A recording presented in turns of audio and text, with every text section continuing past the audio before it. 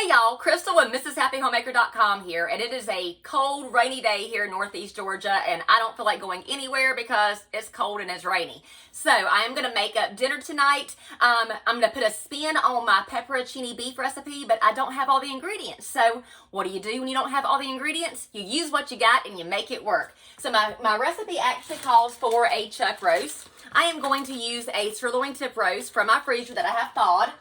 It also calls for pepperoncini. Of course, with that name, you gotta have pepperoncini in it, but it's not going to.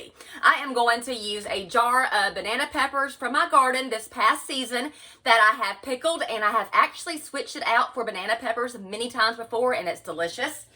I don't have any Italian seasoning dressing mix, like the pouches of them, so I'm gonna switch it out for some of this ranch dip mix. And what else?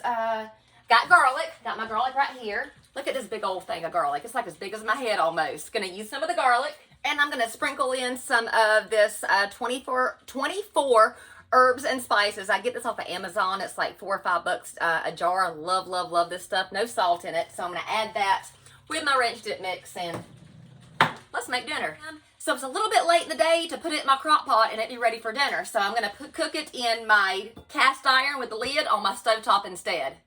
I'm just seasoning my sirloin tip roast with a little bit of salt and pepper. So in my pan here, I've got a couple of pats of butter and a little bit of olive oil. I've got it heated to medium high because I'm going to sear this roast on each side.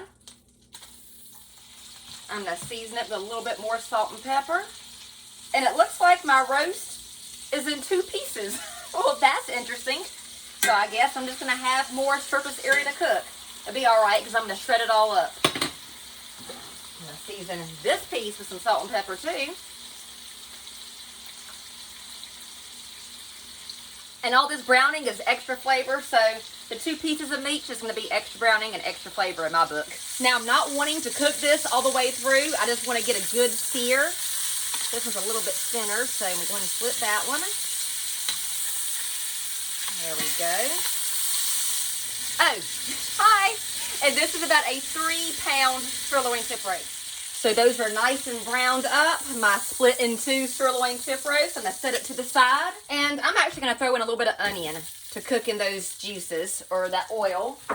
I'm going to season my onions with a little bit of salt and pepper. That salt will help the onions start to sweat, and it will be good. My recipe does not call for it with pepperoncini beef, but I'm doing a whole different kind of recipe today. So I'm cooking onion with it. And that's such a hard word for me to say. Pepperoncini. I don't know. My southern accent messes it up every single time, but y'all know what I mean, right? And see, those black pieces are coming right off the bottom of my cast iron pan, and that's going to be so much flavor, so much flavor. And the rest will come up when I put some beef broth in here to deglaze it.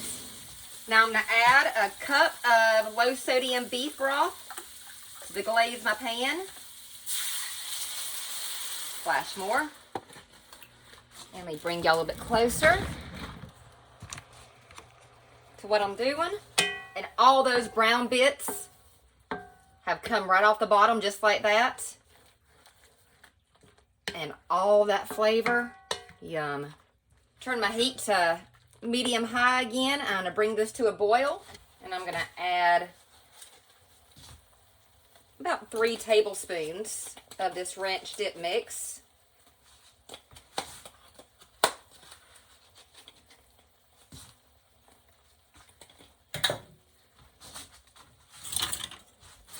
Give it a little whiskey whisk. I'm going to sprinkle in some of these 24 herbs and spices. Probably about a heaping teaspoon worth or so. That'll be my little bit of Italian flair, I guess. And now I'm adding in my banana peppers with the juices. I've got my heat set to medium high. I'm going to bring this to a slow boil. And actually, let's make that 4 tablespoons of this ranch dip mix. Oh, I'm going to throw my garlic in too from that huge head of garlic I had. Look how big these cloves are. Had a teeny tiny one in there too. So I'm just going to throw that in whole because I'm going to let this cook for a couple of hours and simmer down, so this will break up quite nicely. And if I minced it, it would probably end up being a little bit bitter, and I don't want bitter garlic. Y'all, it's already smelling so good. Already smelling so good. All right, that's come to a slow boil. I'll go ahead and add my sirloin tip roast in here. I'm gonna put my lid on it and I'm gonna turn this down to simmer and check it in about an hour. Once, if it starts to lose its liquid, I'll add more beef broth to it. Okay, so I decided to put this in the oven instead at 325 degrees with the lid on. I let it simmer on my stovetop for probably about 30 minutes, and then I'm like, you know what? I'm gonna put it in the oven. So that's what I did. Let me take this lid off and see what it's doing. Oh, it looks like it's starting to break apart nice. Let me bring it a little bit closer. Oh yeah, that's shredding up good. That's getting nice and moist. So I'm gonna add a little bit more beef broth to this and let it cook for maybe about 30 more minutes at 325 in the oven. So I'm gonna add maybe about a cup worth of more beef broth just to make sure that meat's nice and covered. And, hi. I'm going to pop this back in my oven. Oh, that's heavy. For about another 30 minutes or so. So y'all, it's out of the oven. Yum. Let me bring y'all a little bit closer. Hold on. Will you look at that? Look how easy that just breaks apart. The garlic just basically dissolves when you touch on it with the spatula. Stir that stir that up nicely. It's so hot. I'm gonna end up burning my mouth. Just be okay. Hold on. Hi.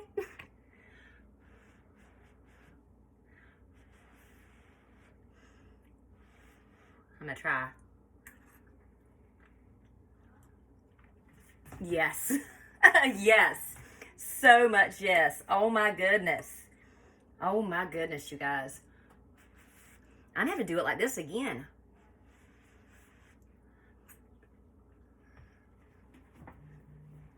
That is delicious, amazing, phenomenal. It's so good. That's so good. So good. Got some mushroom rice pilaf that I cooked 2 nights ago, and I just don't want it to go to waste, so I reheated it with a little bit of butter. Right there. Some squash casserole from my freezer that I thawed last night, cooked up, and had as a side item. And there's still half a casserole dish left of it. So that's my sides for the night: mushroom rice pilaf and squash casserole. Dinner is served. I'm gonna take a little bit of mushroom rice pilaf. This is leftover from 2 nights ago for dinner. Didn't want to throw it away. So I'm gonna ladle me some here in this bowl. Just like so. Then I'm gonna take some of this beef, this shredded banana pepper beef, pile it on high, and hold on. Let me get my pot holder so I don't burn myself here. I want some of this juice.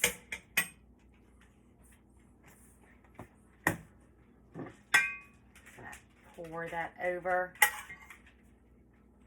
Turn it aside and get me some more.